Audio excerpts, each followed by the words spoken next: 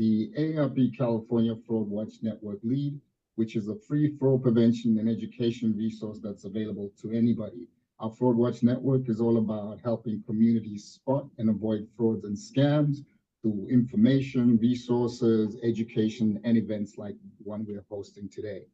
As we recognize World Elder Awareness Day, I want to thank you for joining us for this important and interactive conversation on elder financial exploitation.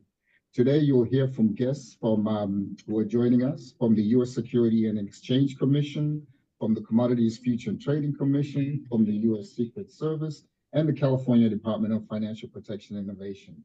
And in just a moment, you'll be able to ask our guest experts questions about elder financial exploitation, how to protect ourselves and our loved ones from becoming targets. So I hope you start thinking about your questions now. I hope you'll also help us make this an interactive conversation by sharing your experiences, your comments, your thoughts, and your questions. And as always, we've set aside time at the end of today's conversation to answer those questions.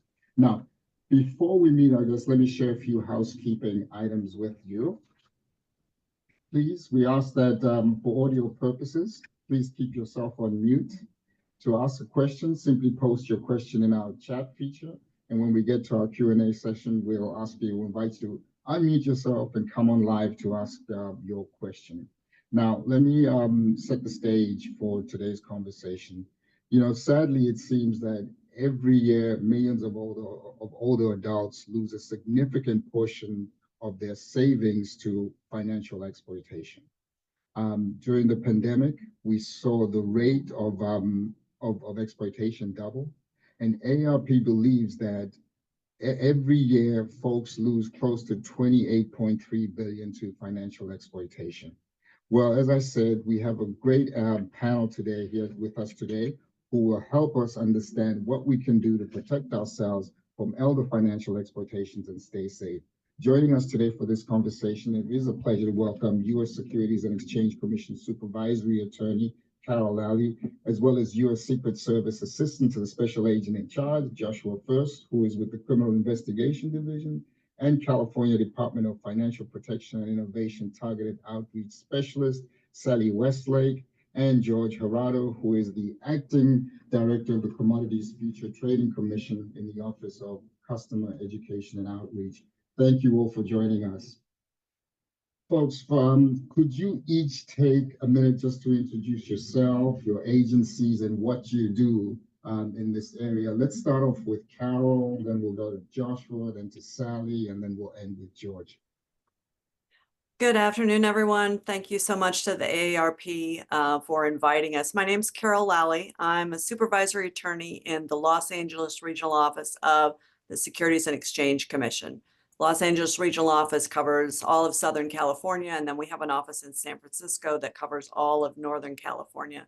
If you don't know, the mission of the SEC is to protect investors, maintain fair, orderly, and efficient markets, and facilitate capital formation. I have worked at the SEC for over 20 years. I'm the supervisory attorney in charge of the Complaints and Inquiries branch. That is the branch that liaisons with other federal agencies and state agencies, takes in tips and complaints, and conducts investor outreach like we're doing here today. And before that, for about a decade, I worked in the Division of Enforcement, and that's the part of the SEC that investigates and prosecutes securities fraud, kind of like, well, not kind of like, exactly like the sort of scheme that we're going to be talking about today, among, unfortunately, many other types of schemes. So that's me, and that's what I do. Thank you, Carol. Let's hear from Joshua. Hi, everybody. Again, thank you to echo what Carol said. Thank you, AARP California, to invite us. My name is Joshua First. I'm what we call an ADSAC, a supervisory special agent in our criminal investigative division, more specifically in our Global Investigative Operations Center within the Secret Service. So most people know that the Secret Service does a protection with the sunglasses and the earpieces. We also actually, our initial founding was for investigative fraud, specifically counterfeit in 1865. Then over the years, we've kind of expanded our reach as financial fraud has grown and changed and evolved. With that, So currently we are the support mechanism out of our headquarters, supporting our over 140 field offices throughout the country and the world, looking into financial fraud, everything from business email compromise to investment fraud. We still do counterfeit, credit card fraud, EBT skimming, credit card skimming, things like that. And the team that I run within the Secret Service is investment fraud and focused on cryptocurrency money laundering. Thank you. Thank you. Welcome, Joshua. And Sally, tell us about you. Thank you, Strat. Good morning and hello, everyone. Thank you for spending your lunch hour with us.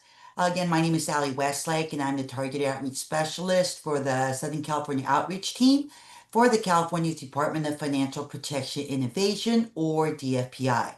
With over 17 years of experience in public outreach for state agencies, I specialize in educating and protecting vulnerable communities from financial fraud and scams.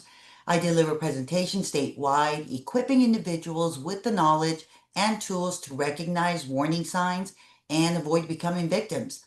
My role includes coordinating outreach initiatives, building strategic partnerships with community-based organizations, and fostering trust through public education and community engagement. My work is driven by a deep commitment to empowering the public with the resources they need to safeguard their financial well-being.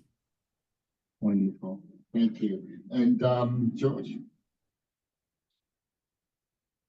You're on mute, George. Oh, I'm on mute. Am I You still on can hear mute? now. You can. Okay. Great. So my name is George Harada. I am the Acting Director of the Office of Customer Education and Outreach. For those that don't know CFTC, we're not as much of a household name as the SEC or the FBI, Secret Service, but we are a primary regulator in the space of cryptocurrencies, particularly in the area of derivatives associated with crypto. So you'll be hearing more and more about the CFTC in the coming years. I've been with the CFTC for over 22 years. I spent the last 10 years working in the crypto space in a group called Lab CFTC, and also known as 8OTI. So happy to be here. I should mention that my comments are my own, not necessarily that of the commission, but happy to be here, Strat. Thank you. Thank you very much. I really appreciate all of you spending time with us and helping us understand this really important issue about elder financial exploitation and some of the other scams that go along with it. Well, to get us going, I'm going to invite Carol with the U.S. Securities and Exchange Commission to kick us off and talk a little bit about the things that they're seeing in their area. So, Carol, can you tell us a little bit about just a little? I know you already touched a little bit on it, but is there anything more that you can add to who the SEC is and some of the things that they do to help us in this area? Yeah, thank you, Strat. And let me just kind of repeat what George said. And I think this applies to all the speakers. So if I may, on behalf of all the speakers, everything that we say today is not an official statement of our agency's policies. We're not authorized to speak in that capacity. We cannot give legal or business advice, so we won't be doing that today, but hopefully we'll be providing you with a lot of useful information about how to spot these scams and protect yourself from these scams. So I'd like to start with the SEC, just telling you a little bit about where you can get more resources. As I said, the SEC regulates the capital markets. Basically, anytime people pool money together to invest in a passive way, they're not actively involved in the investment, but they're sitting back and hoping that it's going to return profits to them. That's when the SEC is involved and is a regulator. And we have a number of different functions, but the one that people are probably most familiar with is our Division of Enforcement, which does investigate and prosecute securities fraud, like the kind of schemes that we're going to talk about today.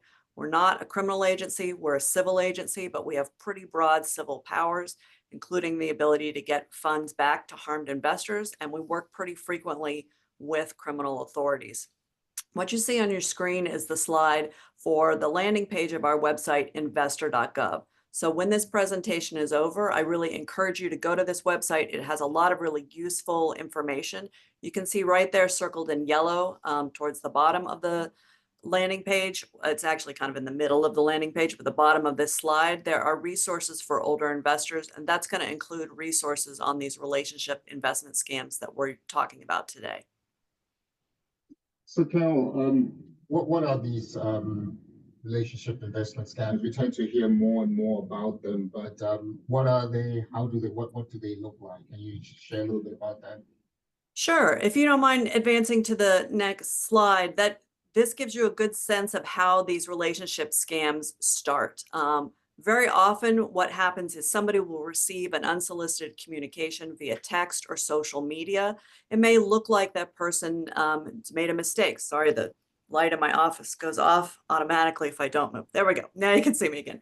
Or maybe they come up with some sort of pretext to contact you through social media or a text message, and that's how it usually starts. And if we can go on to the next slide, from that point, then the scammer will spend some time trying to develop a relationship with the individual. So this seemingly innocent communication that comes out of nowhere, if you respond to it, then the scammer will very often respond in some sort of friendly way. And they take a while to develop the relationship. So right out of the gate, they're not going to ask about money or financial situation. They're really going to try to use their social skills to develop a friendly or potentially even a romantic relationship with you. So these tactics, I guess they take a little bit of time for them to develop that relationship to the point that they can manipulate their targets. That's exactly right, Strat. So eventually then they will come up with some pretext to request money. Maybe it's, a family member in a difficult situation, but inevitably they will then pose some kind of investment or money-making opportunity that they want you to participate in. And these scammers are pretty motivated to get the money out of you because unfortunately, the way these are set up, very often the person who's making contact with you has been the victim of human trafficking. And so is themselves in some sort of very difficult situation, possibly captive and not able to leave. And the person who's running the operation forces these individuals to engage in these communications and obtain a certain amount of money before they are released. So there's bad conduct happening kind of all around. And this unfortunately makes the scammers that are talking to you really pretty motivated to separate you from your money. When the scam blows up, and eventually it does, when enough money has been obtained from the contact, then they cease communication. It can be both financially and personally really devastating.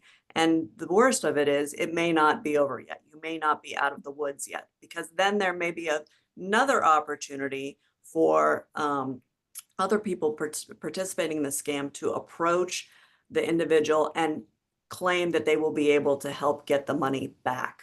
So the number one thing that I think all of us will say that you can do is when you get these unsolicited communications, even if they seem friendly, just simply don't respond. If you don't recognize the person or the phone number, even a friendly correction, oh, you've reached the wrong person is probably not the road you want to go down. You probably want to delete that text, block that social media account, and report it.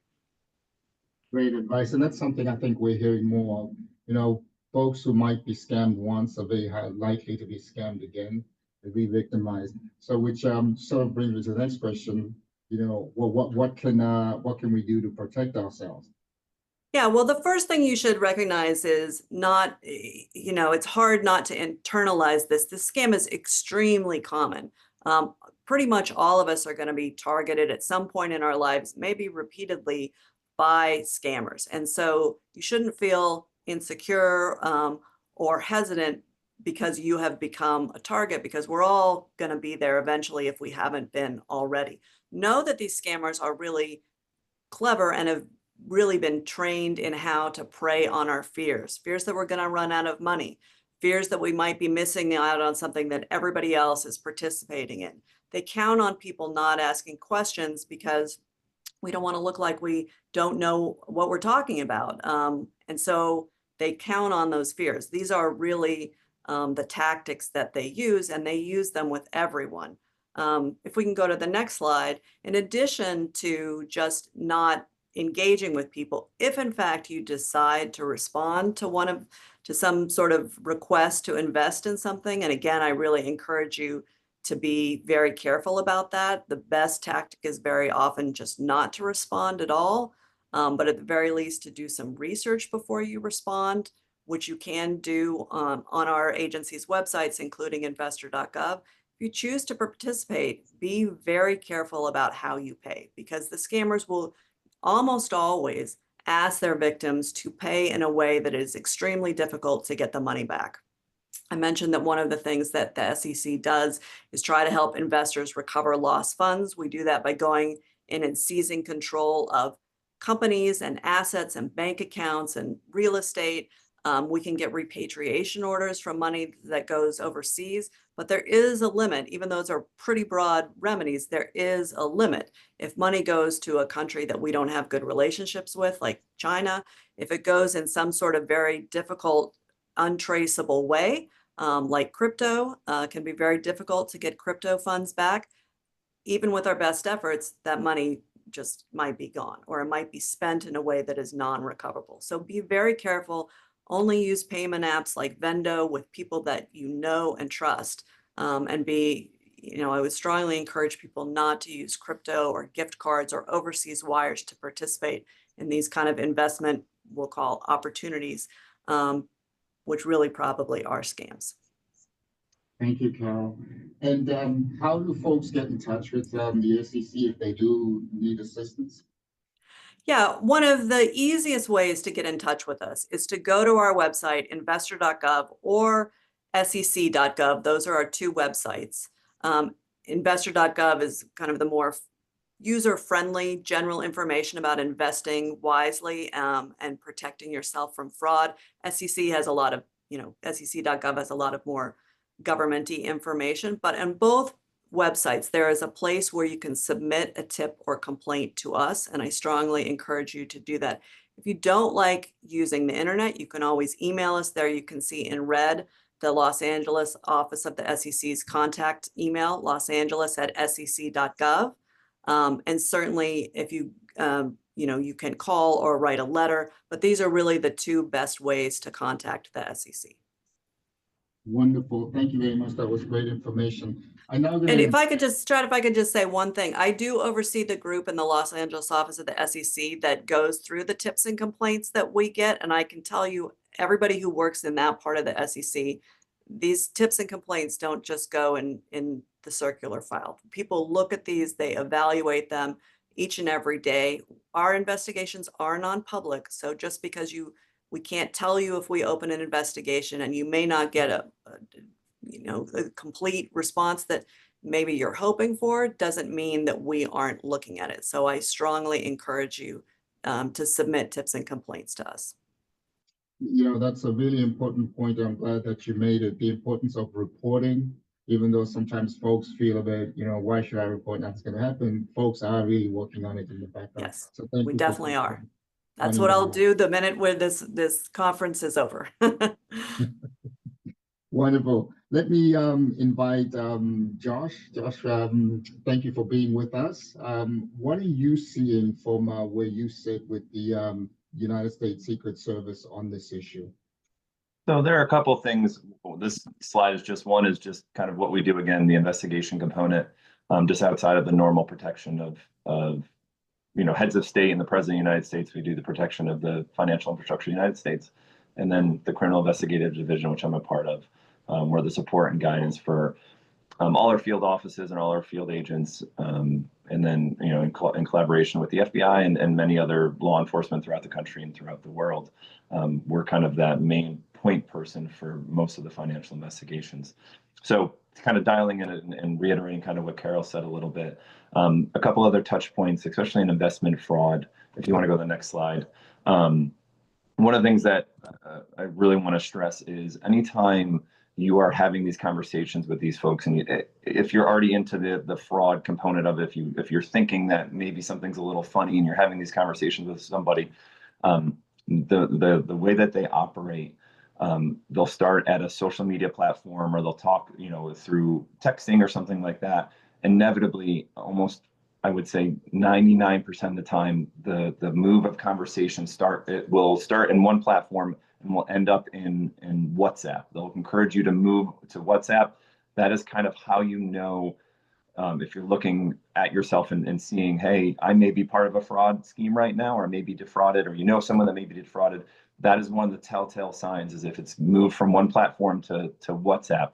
That is kind of one of our biggest telltale signs of when we're talking to victims, of knowing that it's a fraudulent scam.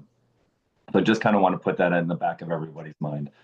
Carol also mentioned, so we kind of know how the scam works on the back end. She very briefly mentioned about recovery fraud. So what these folks and scammers will do is, you finally realize the communication has been cut off, the scam has kind of come to its end, you've lost your money. And what we see is that a couple of weeks later, someone will reach out to you through your email or through a text message and say, hey, I'm a recovery expert. I can help you get your cryptocurrency back. We know that you've been a victim of a fraud. And what they will do is demand money up front.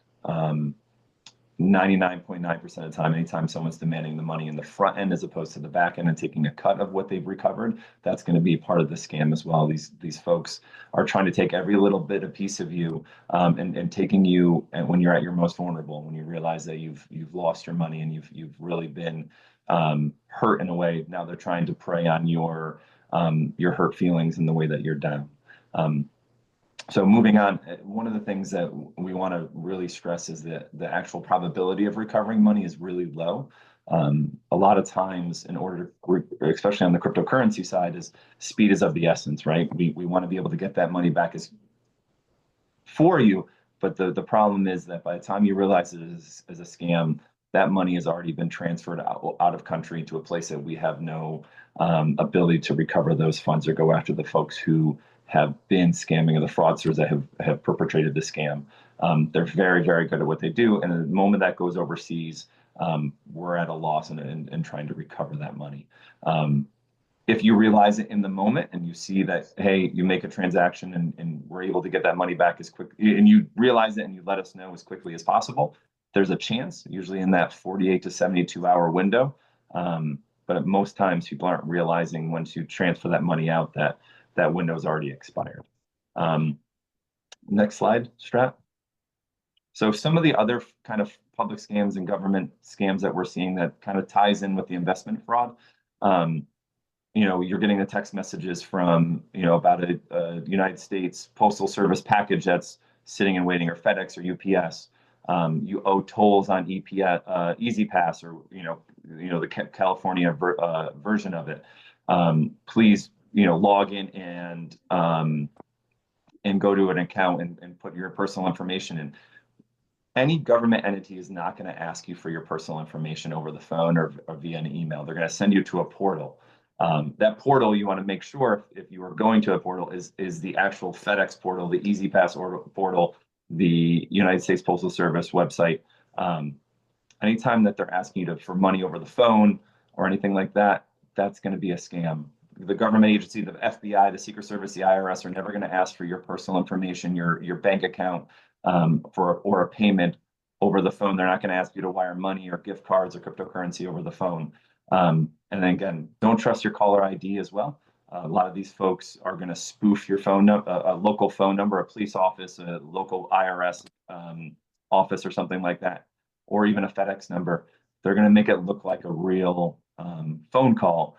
What we ask you to do is do your due diligence. If you're getting a phone call like that, you're getting a text message, hang up, delete that, call directly to the United States Postal Service, call the IRS, call FedEx and say, I received a phone call about a missing package. Am I missing one? Look up that phone number online, go direct to those government agencies or those companies. They're going to be more than happy to work with you directly and not help you be a victim of fraud. Next slide. One of the other things that kind of ties into all this is becoming a money mule.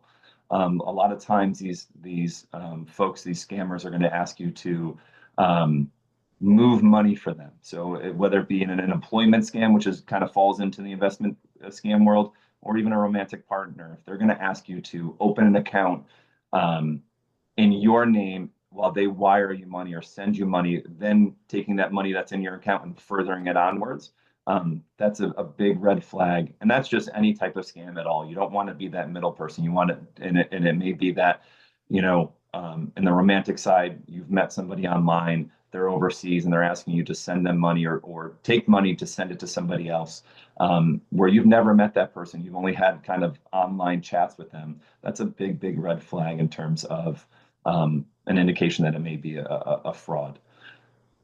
Same thing, plane tickets, wire fraud, money fraud, any of those things. Person's in jail, person can't get out of the country, they want you to send money to them. Those are all different big red flags. Next slide, please. And then how to protect yourself. Never share your bank account or personal identifiers with anybody, PII with any others, besides close family members or close friends. Especially someone that you just met online. Never open a joint account with anyone other than close family. So someone's asking you to join accounts to launder that money. Now you're going to be on the hook for that type of fraud because you're associated with the money being sent through that account. Never respond to anyone to earn quick and easy money, and never receive or send money on behalf of others. And the big one is, in that investment fraud, we're seeing a lot of employment fraud as well, where they're offering jobs, easy money. All you have to do is click on links, or you have to go through a training.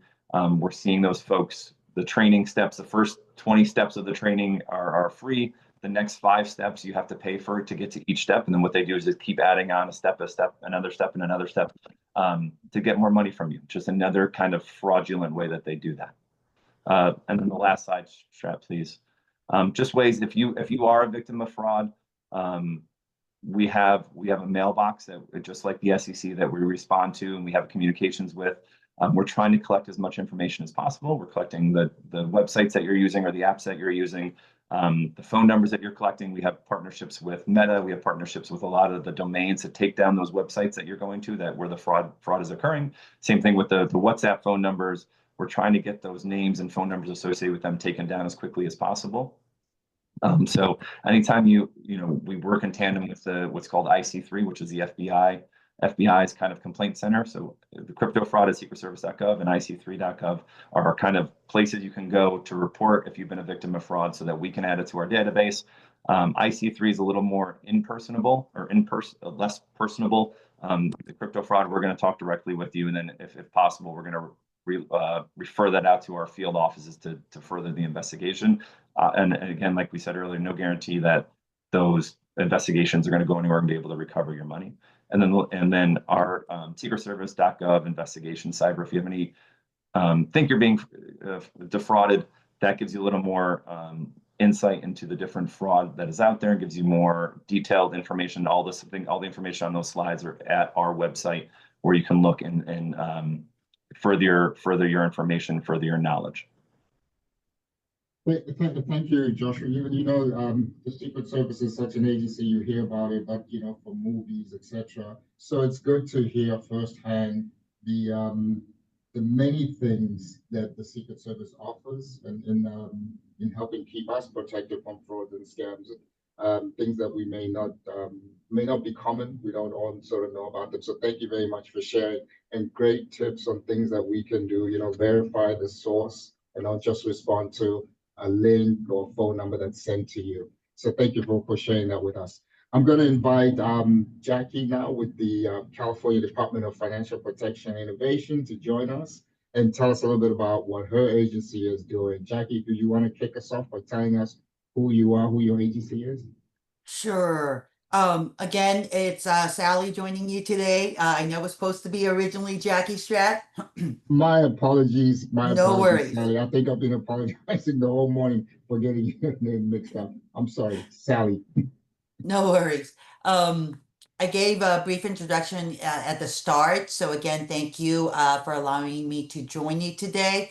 Well, let me tell you about who we are and what we do. So at the DFPI, we regulate financial services and products in California. We regulate, license, and oversee financial institutions, professionals, and products. Now, some industries we regulate: financial institutions like California chartered banks and credit unions, be non-bank lenders, money transmitters, securities and investment advisors, and financing products as well. Wonderful. So what kind of scams are you seeing, Sally? Let's go to the next slide. Yeah, there we go. So in California, the most common scams we see are what we call imposter scams. So whether it's a grandparent scam, a government imposter, or a romance scam, these bad actors are impersonating to be someone else so that you will either send them money or provide them with your personal identifying information. Now, the latest FBI's Internet Crime Report indicates that in California, it has the most number of complaints at over 92,000, and with the highest dollar loss of $2.5 billion, and that's almost double that of the next highest loss of Texas at $1.3 billion. So now it's up to us, the individual, to protect yourself, ourselves, protect your personal identifying information, and don't send money to someone you've never met in person. One thing we can do is consider creating a family safe word or a safe phrase that you share with your immediate family members. So if you get a call, from a supposedly grandson asking, for money, for bail money, you want to create that family safe word and ask, hey, what's our family safe word? And that phrase should be something not found in your social media accounts. It could be something as simple as green apples only grow on yellow trees.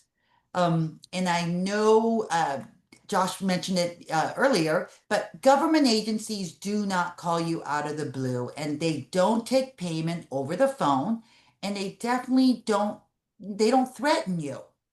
And as Carol mentioned, if it sounds too good to be true, it probably is. And the one thing scammers have in common is the type of payment methods that they use. They like gift cards, wire transfers, and crypto assets. And new payment method scammers are asking for nowadays is your green cash. They might ask you to put cash from the bank, $5,000 in a brown bag outside your door, and they'll have somebody pick it up. And also now, gold bars. You can purchase gold bars at Costco, put it in a brown bag, leave it outside your door so that you can get your grandson out of jail from Mexico. Thank Next you, slide. Sally. So we're hearing a lot about this crypto. It excites people because I think they know a little about it, but it also scammers tend to really like this as a payment method. What are you seeing, and and for folks who are really interested in participating in crypto, how can they go about doing it safely without getting into trouble? Okay, well, as an investment, crypto assets is typically highly risky, and it lacks the protections associated with other financial assets, such as deposit insurance, for example. Consumers should be aware of the risks and potential for fraud. Do your research. Investing in crypto assets does not guarantee that you're going to make money. And if someone is making that promise, by showing you how their account has grown, how they made money quickly, that should be a red flag. Now, since the governor's executive order on blockchain technology in 2022, our role at the DFPI in overseeing crypto has grown. So we're continuously monitoring the crypto landscape as it evolves. So before you put your money at risk, check our crypto scam tracker on our website. It's a first of its kind searchable collection of scam complaints sorted by company name, scam type, or keywords, as well as a glossary explaining the structures of common scams. In 2024, we have seen double the number of views and visitors to our crypto scam tracker, with nearly 400,000 individuals visiting the page for information and resources to help Californians spot and avoid scams related to crypto assets. So, what do you do? What can you do to report crypto scams? Now, if you've experienced unfair, deceptive, or abusive practices related to crypto assets, submit a complaint with us today by going on our website at dfpi.ca.gov. Next slide, please.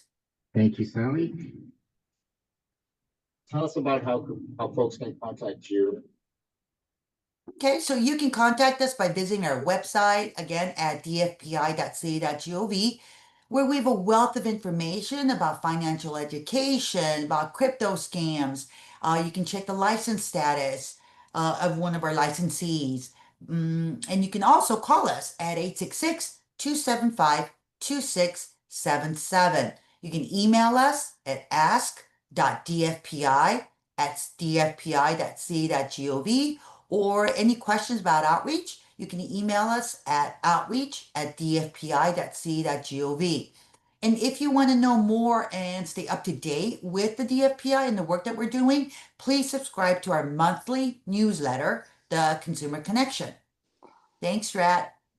Sally, thank you very much for a really insightful presentation, and also sharing the resources and the wonderful work that you folks do to keep our communities protected. It's now my pleasure to welcome George to talk to us about the Commodities Future and Trading folks. Tell us, welcome George, first of all. And can you kick us off by giving us a sense of how big are the losses that we are experiencing for all these various scams that that Carol, that Joshua, that Sally spoke about, and I'm sure even ones that you're seeing in your work. Oh, you're on mute, George.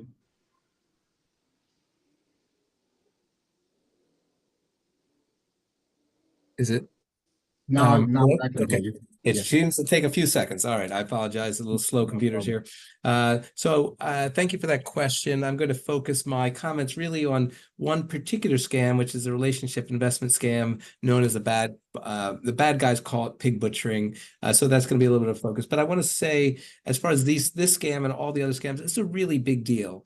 Americans, and I'm glad that so many people have decided to join this AARP webinar to listen in, because Americans are losing billions of dollars to these scams. These numbers only really reflect the reported amounts, and it's vastly underreported.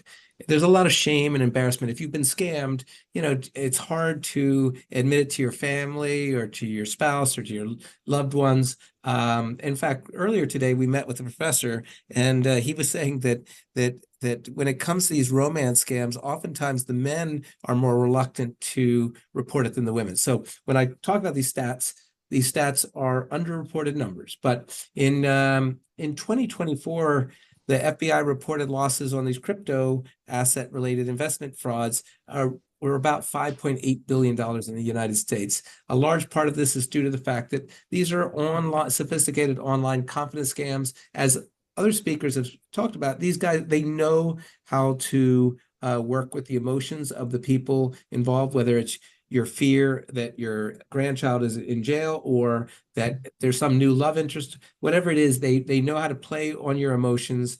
And so they're operated by these international criminal gangs. They're very effective. Another agency, the Federal Trade Commission, they said that the reported losses actually is about 5.7 billion. And another estimate from a guy named Dr. Griffin from the University of Texas at Austin, he estimated in 2024 that the losses were as high as 75 billion. So these are big numbers. Warn your family and friends. The more you know, the less likely you or your loved ones will fall for these scams. So these are big numbers, Strat. Thank you very much. Tell us a little bit. I mean, the definitely big numbers, and it's not just the monetary loss, but how does it impact individuals? What are you hearing about, the response? You talked about, you touched a little bit about an emotional impact. What are you seeing and what are you hearing? Yeah, as far as the You're breaking up a little bit, Joe. I'm sorry. I'll try again. Is it clear now, or is it still breaking? Yes. Okay. You're much better. It's devastating. Many of these investment scams include a romantic component. Through some happenstance, you get a wrong number text, and then you feel like you've met Mr. Right or Mrs. Right. The scammers text you every day. Hey, Strat, how's your morning? How was your day? What did you have for lunch? And you have this. You end up building up this friendship or a relationship, and they are really good at figuring out your emotional needs, and that's what kind of makes it hard. If you're looking for a friend, they will become your friend. If you're looking for love, they'll become your romantic partner. If you're having financial trouble, they will give you advice. They'll give you hope. This is why it's so devastating when the scam ends. Not only do you lose your money, but you've lost your trusted person. And you oftentimes what we've seen, particularly in the relationship investment scams, you'll end up depleting your retirement savings, your college savings account, mortgaging homes, taking out additional loans from the bank, because as you're involved with the scam, you're seeing the numbers going up. You look at this and you say, oh my gosh, I've met this wonderful woman. We're investing together. Look at our investment. It's doing great. Oh, let me borrow some more money. We're getting even more and more wealthy, and we're going to live this beautiful life together. And sometimes you even borrow from friends and family. But in the end, when you've lost everything, you're left bankrupt, brokenhearted, and oftentimes ashamed. In fact, some have been left feeling suicidal. And so that's something part of the reason we're trying to get the message out is so people hear this message. I know that what we've said today has been a little bit repetitious, but it's just to get the message out, to not fall for it. And I'll just try to tell you a very quick story about an immigrant father, a guy that moved to the States many decades ago. He got an unexpected text, and it was a guy saying, hey, I got your name from somebody else. I just moved here from your home country. They were speaking in their native language, so they kind of hit it off a little bit. The guy didn't want to be rude, so he continued the conversation. And then eventually the guy started telling him about how the new recent immigrant, who was a scammer, started talking about crypto investments. And so the father was, started investing along, taking his advice, seeing the numbers going up. And his son was having a wedding coming up. The victim saw that his son was having a wedding coming up. And this guy had worked so hard on and sort of these lower level jobs, but he'd saved this money. And he thought, well, not only am I going to be able to pay for my son's wedding, but I'm going to be able to buy him a house. He was so proud. He was so excited. Over 3 months, he ended up pouring more and more of his savings in it. And then he was convinced he was making substantial profits. He had all these dreams for his son. Then one day he got a call from the FBI, and the FBI informed him that he had fallen victim to the scam and lost everything. He tried to withdraw his funds. That's part of the hallmark of these scams, is when you go to withdraw, you can't get your money out. It was too late. The victim lost his savings and is in danger of losing his home. So again, that's why we're trying to get the message out. If you hear somebody telling you something that's too good to be true, just be careful, and we don't want you to fall prey to that. Thank you for the question. Thank you. Those are such sad stories when you hear about the impact that it makes on folks. So we have a little bit of time before we go to the audience questions and address those. Can you just tell us a little bit about what you're suggesting to people in terms of things that they should do to protect themselves in light of these types of scams? You're on mute again, George. Oh, sorry. Can you hear me? Or is it still? Yes, we can hear you now. Okay. All right. Just be wary of investment advice from online only friends, people you haven't actually met, people who you haven't talked to on the phone, or you haven't talked to with video chat. Generally, they're just chatting with you through text. Do your own research. I think that one of the key things I can try to leave you with is talk to a financial advisor, or if you don't have a financial advisor, a family member, and say, I'm doing this. What do you think? Does this make sense? Be suspicious. One last thing I'll tell you, because we're running out of time, do reverse image search. Reverse image search is where somebody has a photograph. If you see that photograph, let's see if I can find that photograph elsewhere. I just watched a show called Hey Beautiful, Anatomy of a Romance Scam, and it was a story of this very good looking guy. 3 separate women in the story had fallen in love with that guy, and he had become what each of them wanted him to be. It turns out the guy was married. It was actually his long-term partner happened to be a man. He was not texting these women, but the women finally, with reverse image search, were able to reach out to him, and he was able to tell them, that's not me. Somebody's stolen my identity. And these people had lost so much money to this particular individual because they thought he was real. So reverse image search can be helpful. It doesn't solve it always. Sometimes, AI is inventing these images, but try to do that. And then the last thing I will say is, if you get involved with one of these things, keep trying to take money out as you go. Put money in, take money out. If you can't take the money out, that's your first clue. If they say, we need money to pay taxes, we need money to pay some other thing, then stop right there, contact somebody, And again, there's a lot of resources. In fact, I'm going to leave you with one last thing so people go for questions. On that slide, 6 steps to take after discovering fraud from CFTC. That's a great resource. It'll tell you all sorts of things to do if you have if you believe you have been defrauded, and it'll capture a lot of things that have been discussed today. So let me leave it back to you, Strat, so people can ask some questions. Thank you very much, George. Appreciate that. Great advice. So, and then also, folks, we are going to share these resources with you in a follow-up email that you'll get. There's also some AARP resources that will come to you. Let's, I'm going to stop sharing my screen. And let's go to some of your questions and see what you've been asking. I'm going to just take a quick look in chat. Let's see, who do we have? We have Claire, I believe it is, Cambon. Very frequently I get email scams where they pose as real entities using their logos. Do I report the entity being counterfeited? But I never get the feeling that they are going to follow up and try to prosecute these criminals because they say it is extremely common. Where can I report these fraudulent emails? So great question here from Claire. Who would want to tackle that? Who can respond to Claire? I can speak to that, Strat. Claire, yeah, we want you to keep reporting. No matter big, small, whatever it is, the best you can do is always report to either your local police, to IC3, to the Secret Service, whoever it may be, whatever you feel like it is. The more information we can collect on these fraudsters, the better it's going to be for everybody. As we're continuing to build our databases, we're continuing to build the information, the infrastructure that we have to go after these folks. The more that we have behind it, the better it's going to be for everybody. Yeah, if I could add to that, Strat, if we have just a moment, I can say, and I don't want to presume to speak for the other agencies, but I bet they're going to say something very similar.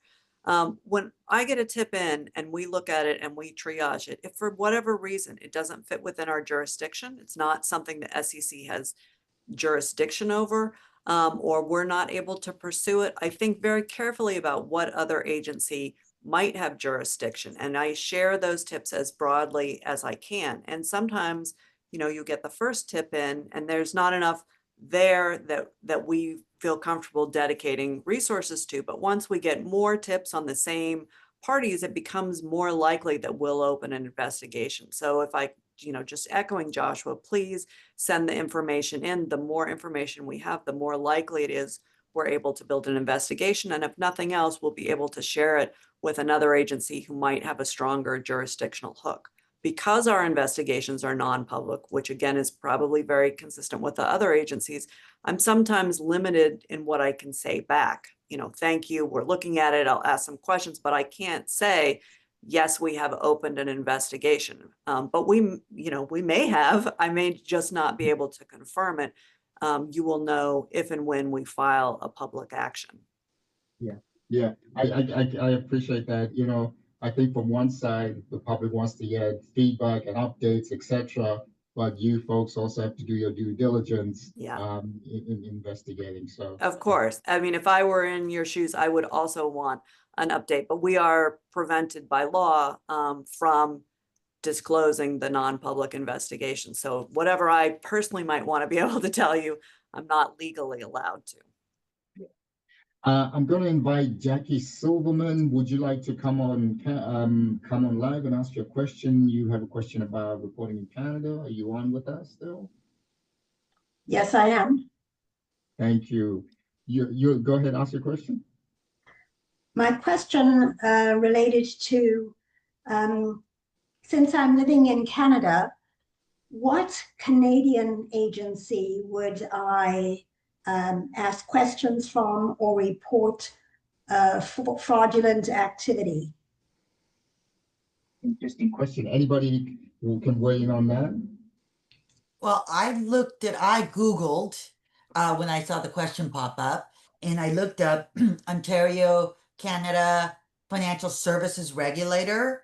So from the banking side, financial services side, it shows up that you can go to, there is an agency called Financial Services Regulatory Authority of Ontario.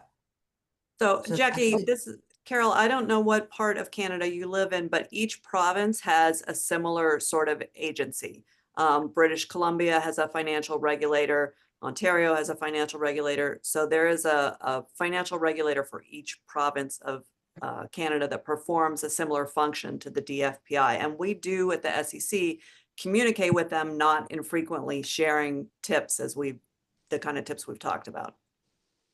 And to build off that on the law enforcement side, the RCMP is a great partner, and we've worked with them numerous times, especially in this investment fraud component. They're great partners.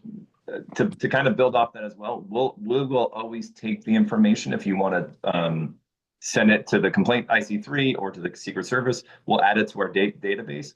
But as a foreign a person in another country, we can't make any action on that. We'll add the information in our database, but we can't investigate it. We have to rely on our international partners to do the full investigations. Yeah. Thank you for your response. All right, one last thing for you, Jackie. Go ahead.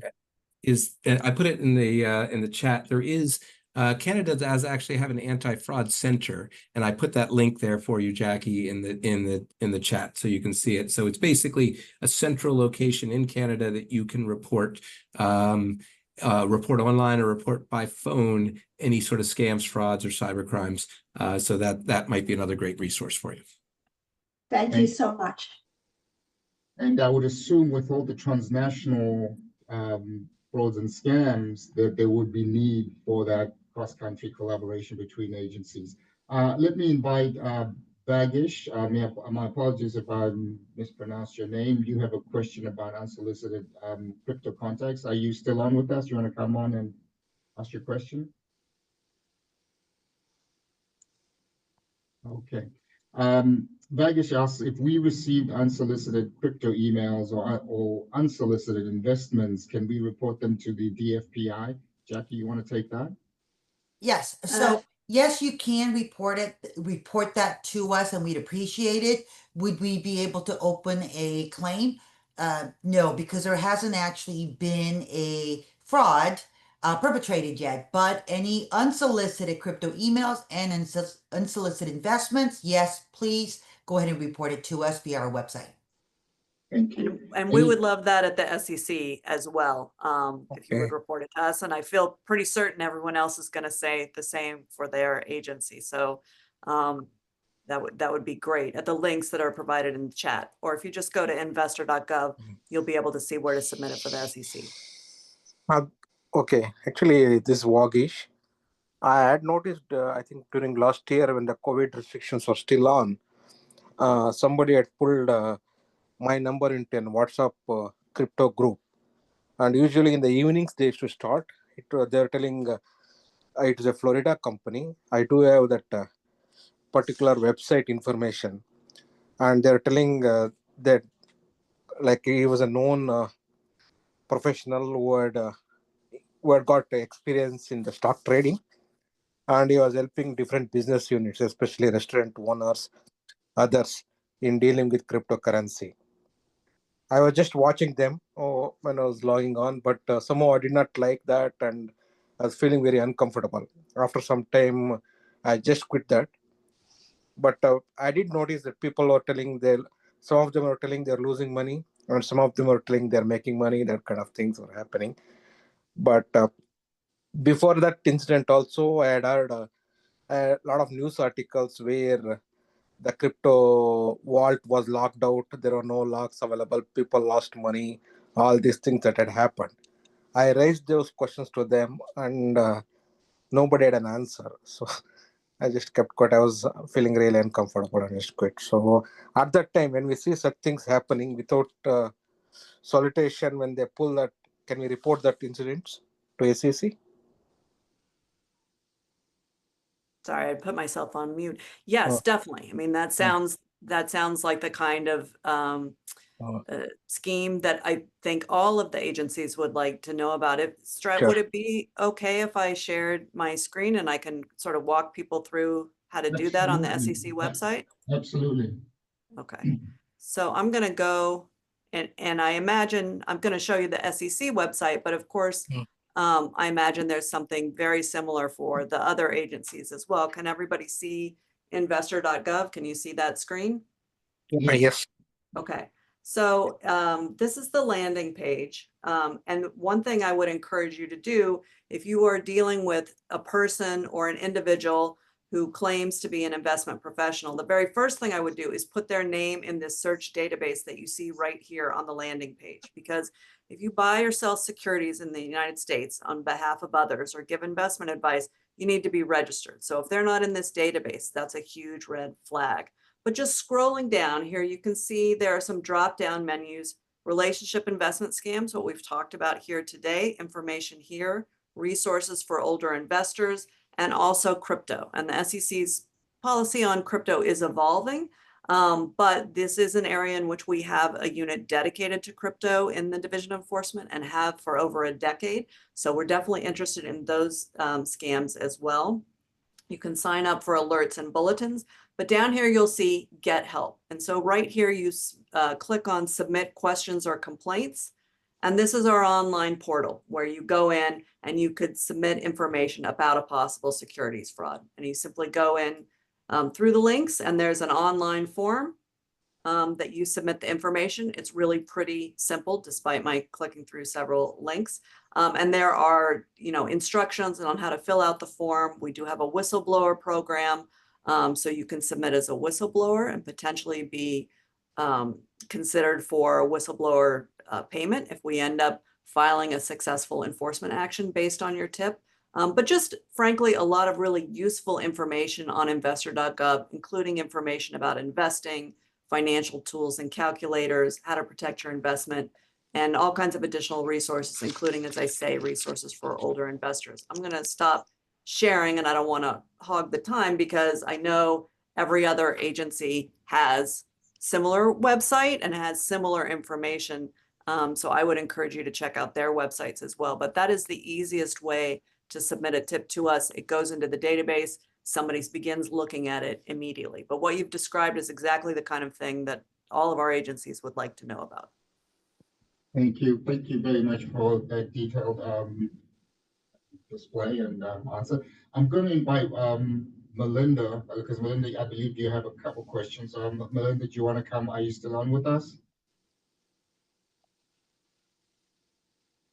Are you still on with us? All right.